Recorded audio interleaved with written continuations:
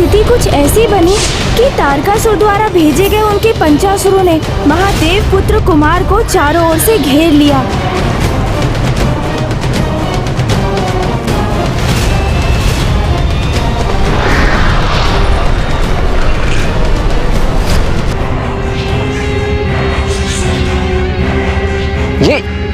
ये क्या कर रहे हैं आप सभी?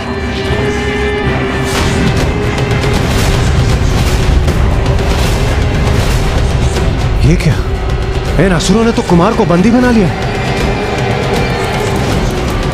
कौन है ये मायावी और कैसा छल है ये? मुझे तो इतने अंधकार में कुछ दिखाई भी नहीं दे रहा है। ये कैसा अप्रिय आभास हो रहा है मुझे, जैसे मेरी श्वास ही बाधित हो रही हो। मेरा पुत्र अवश्य किसी संकट में है।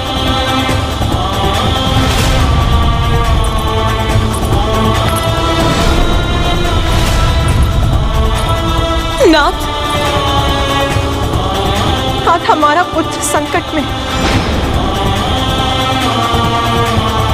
एक माँ की ही अंतर्दृष्टि इतनी सशक्त होती है कि दूर होकर भी उसे उसकी संतान पर आए संकट का भान हो जाता है और उसका हृदय व्याकुल हो उठता है।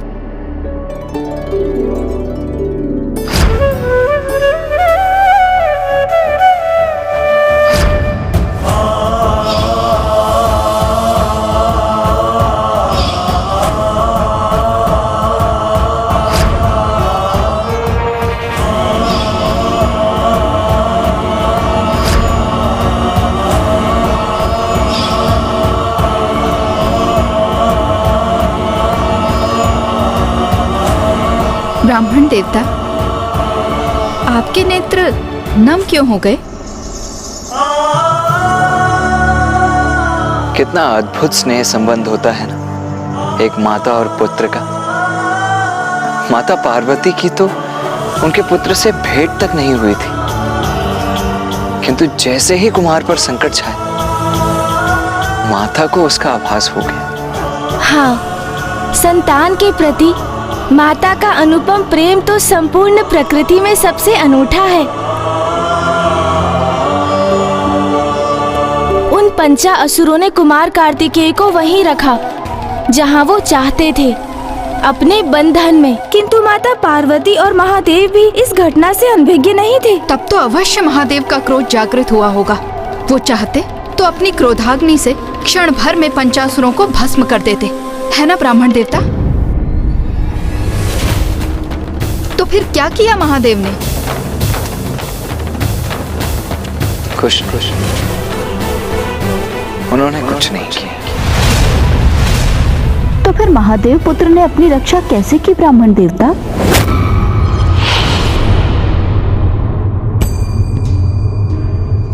मुझे ज्ञात है पार्वती, तारकासुर के असुरों ने हमारे पुत्र को अपने बंधन में बांध लिया है। तो नाथ, आप शीघ्र जाकर कुछ कीजिए, अन्यथा मैं स्वयं जाकर उसकी रक्षा करूंगी। कितनी बार रक्षा करेंगी आप उसकी? हाँ, ये कैसा प्रश्न? माँ हूं मैं उसकी रक्षा के लिए सदा तत्पर हूं। प्रिय, यदि आप उसकी रक्षा करती रहेंगी तो स्वयं अपनी रक्षा करना कैसे सीखेगा? आप उसकी दुर्बलता नहीं, उसका बल बनिए प्रिय, क्योंकि आपको भी ज्ञात नहीं कि आपका पुत्र कितना सक्षम है। तो क्या ये उचित है कि हम ऐसे ही बैठे रहें, कुछ भी ना करें, ये ज्ञात होते हुए कि हमारा पुत्र संकट में है? नहीं नाथ, मेरा हृदय इतना कठोर नहीं है। आप शक्ति हैं, आप जगत जननी हैं, और अब एक माँ भी। जैसे आपको ज्ञात नहीं कि आपका पुत्र कितना शक्तिशाली है, वैसे ही आपको ये ज्ञात नहीं कि एक माँ का हृदय कितना कठोर हो सकता है। ये परीक्षा है पार्वती,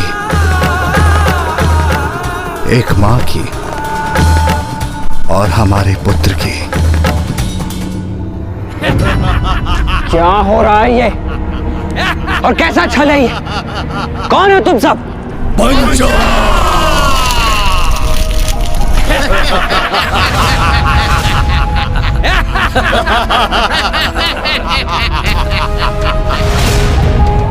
मुझे यहाँ क्यों फंसाया है तुम लोगों ने?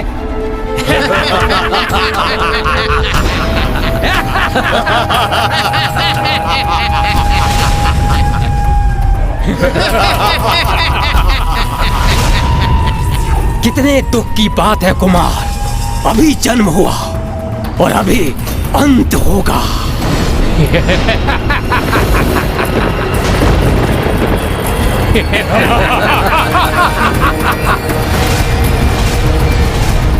मुझसे क्या शत्रुता है तुम्हारी? मैं तो तुमसे परिचित भी नहीं हूं। किंतु हम परिचित हैं तुमसे, और इतना ही हमारा परिचय पर्याप्त है। हम काल हैं तुम्हारे, हमारी गुफा को भेद कर बाहर निकलना असंभव है। क्योंकि असुर गुरु शुक्राचार्य से वरदान प्राप्त है हमें। पंचासुर है हम पांचों की इस गुफा में बंदी, कोई भी यहाँ से मुक्त नहीं हो सकता।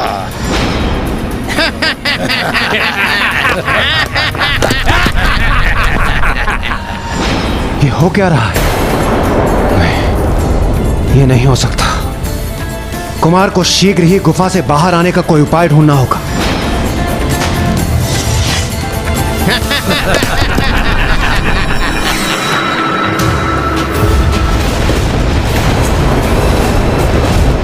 शांत हो जाइए पार्वती, शांत हो जाइए।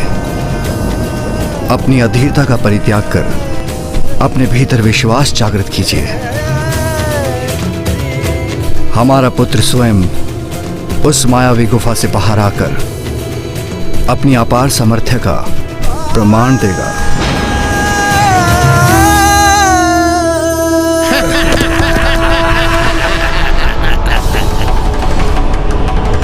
कुछ तो उपाय अवश्य होगा इस गुफा से बाहर निकलने का। मुझे शीघ्रता करनी होगी। उचित है, तुम्हारा नेत्र बंद करना ही उचित है, क्योंकि अत्यंत भयंकर होती है मृत्यु। और तुम ठहरे नीरे कोमल हृदय बालक, मृत्यु दर्शन बहुत कष्टदायी होगा तुम्हारे लिए। तुम्हारा अंत निश्चित है कुमार, क्योंकि हम पंचासुरों को मिला वरदान निरर्थक नहीं हो सकता।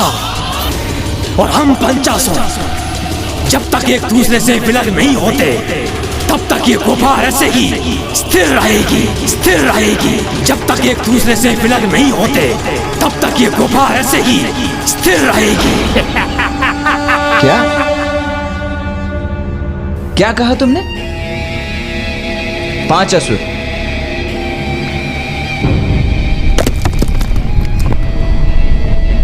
किंतु तुम 5 कहां हो? तुम तो 4 ही हो।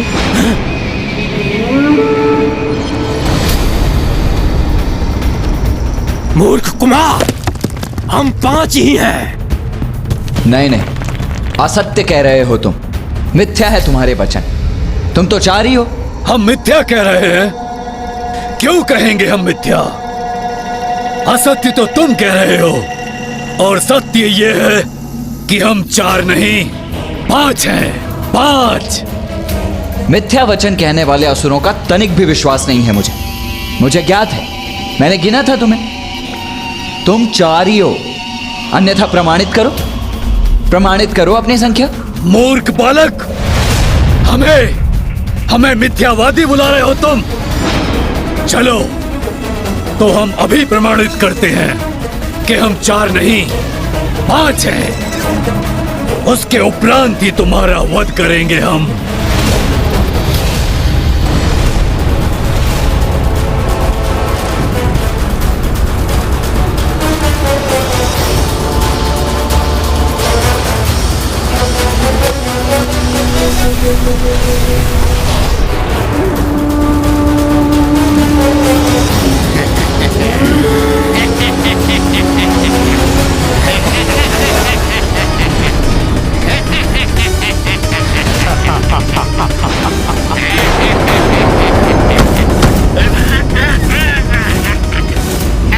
छोड़ो मुझे।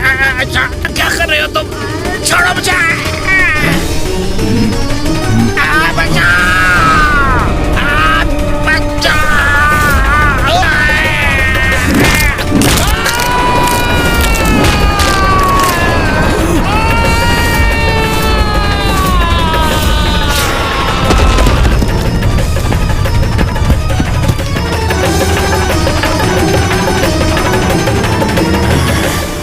लो, वरदान तो तुम 5 को प्राप्त हुआ था ना, किंतु अब तो मात्र 4 ही रह गए हैं। और तुम 4 एक साथ आकर गुफा का निर्माण नहीं कर सकते।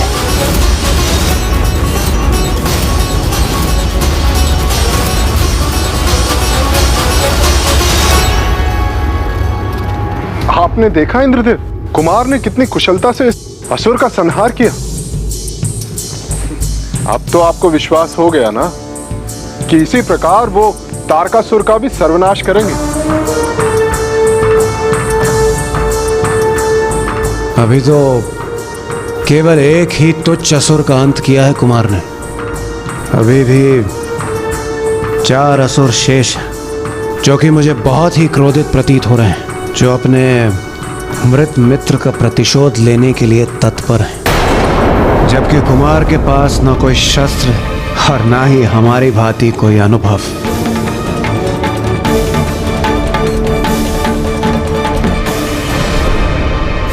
उचित कहा कुमार तुमने।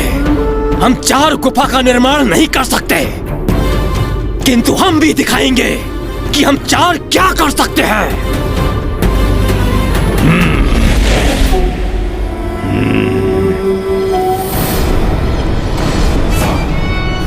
अब हम 4 गुफा से भी भयंकर हो गए। तुम अपने बचाव के लिए क्या करोगे कुमार?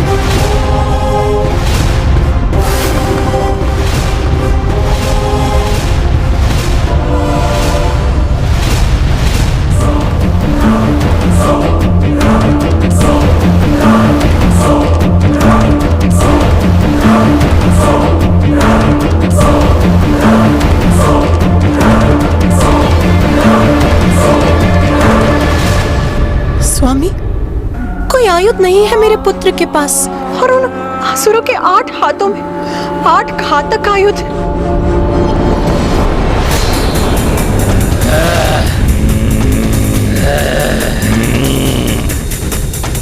अब हम तुम पर अत्यंत घातक वार करेंगे कुमार। अंत तो तुम्हारा निश्चित है।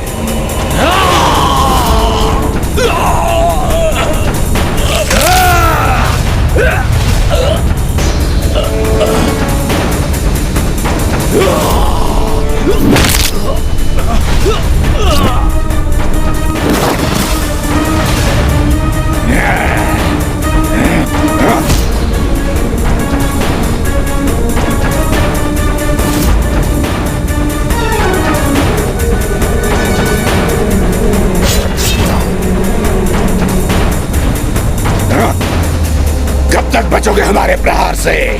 कभी तो हमारे प्रहार तुम्हारी मृत्यु का कारण बनेंगे।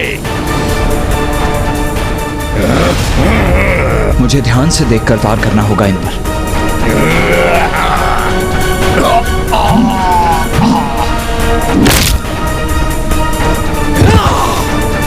बहुत हुआ कुमार, अब तुम्हारी मृत्यु से हम इस क्रीड़ा का अंत करेंगे।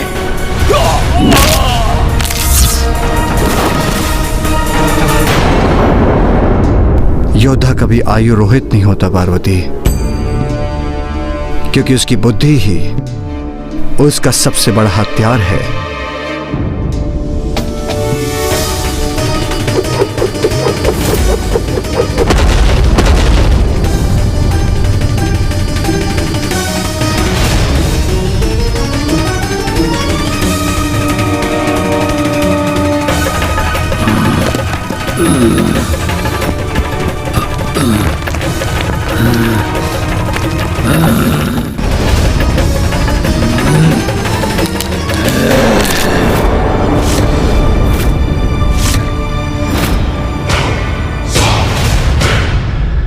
कैलाश जाना है तो हम पहुंचाएंगे, किंतु जीवित नहीं, मृत।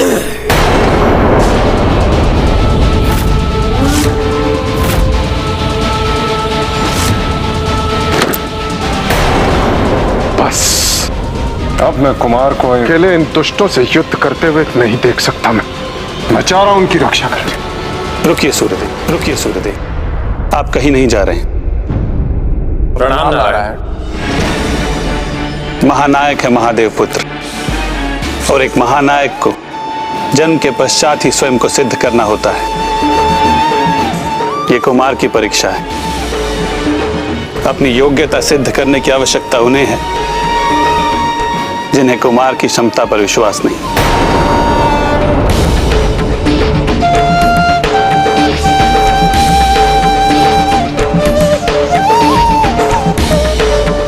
रुको, रुको, रुको, रुको।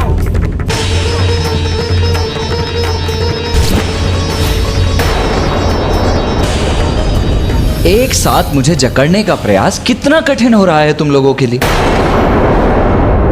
तुम सभी एक बार निर्धारित क्यों नहीं कर लेते कि तुम में से कौन मुझे अपनी भुजाओं में जकड़कर मेरा वध करेगा? अरे इतना अनिश्चय जो है तुम्हारे मध्य में, कौन मुझे पकड़ेगा, कौन मेरा वध करेगा, यह निश्चित ही नहीं है। यदि तुम मुझे पकड़ने में सफल हो भी जाते हो तो तुम में से कौन मेरा वध करेगा, यह ज्ञात भी है तुम्हें, क्योंकि मुझे अपना आहार तो तुम में से कोई एक ही बना सकता है ना, और वो अधिकार तो उसी का होता है जो सबसे अग्रणी हो और समूह का नायक हो। तो सर्वप्रथम ये निर्धारित कर लो कि तुम में से यहां नेतृत्व कौन कर रहा है।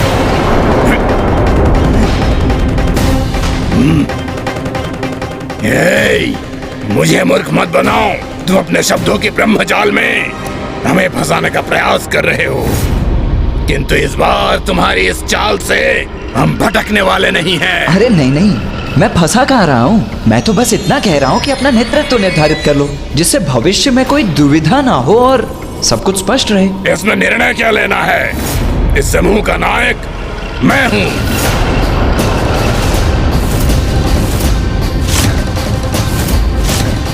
मैं नायक हूँ। मैं हूँ नायक। मैं हूँ नायक। नहीं, मैं हूँ नायक।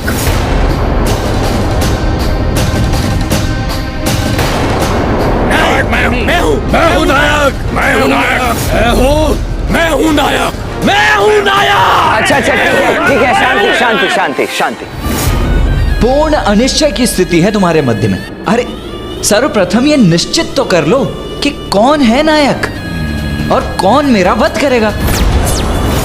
तब तक मैं थोड़ा विश्राम कर लेता हूं। मैं हूं नायक। एक में सुर तो रहा नहीं, द्विधा सुर तो मैं हूं ना, तो नायक मैं हूं ना। क्यों? तुम क्यों हो गए हमारे नायक? हमारे समूह में सबसे बलशाली मैं हूँ, इसलिए इस समूह का अग्रणी मैं ही रहूंगा। कैसा नरकल प्रलाप है ये? बुद्धि तो सर्वाधिक मेरी कुशाग्र है, तो नायक तो मैं ही रहूंगा ना। शांत हो जाओ तुम सभी। मैं नायक हूँ क्योंकि तुम सबसे ज्यादा शक्तिशाली मैं हूँ। मेरी शक्ति के सामने तुम लोग नहीं टिक सकते, इसलिए तुम्हें मेरा नेतृत्व स्वीकार करना होगा। शक्तिशाली तुम नहीं, मैं हूँ।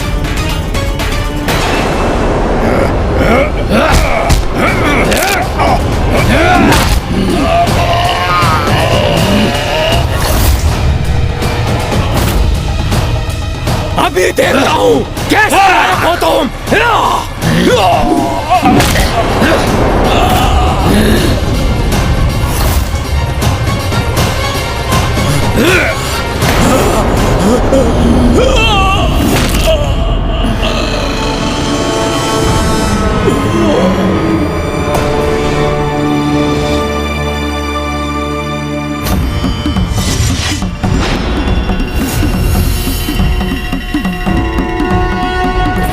यही चाहते थे ना तुम कि हम सब आपस में लड़कर एक दूसरे का वध कर डालें, किंतु ये दुर्भाग्य है तुम्हारा कि अभी मैं शेष हूं।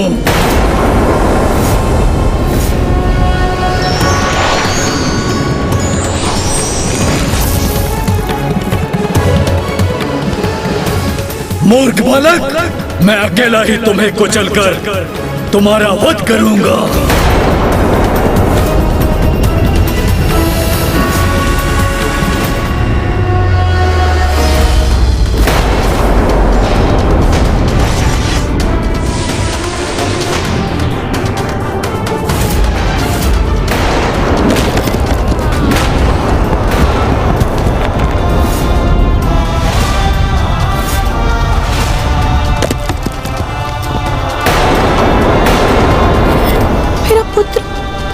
मेरा पुत्र।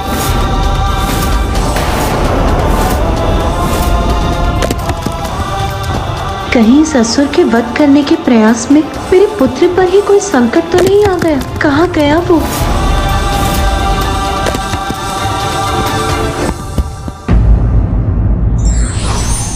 जो संकट बल से ना टले हो उसे युक्ति से टालने में ही समझदारी है।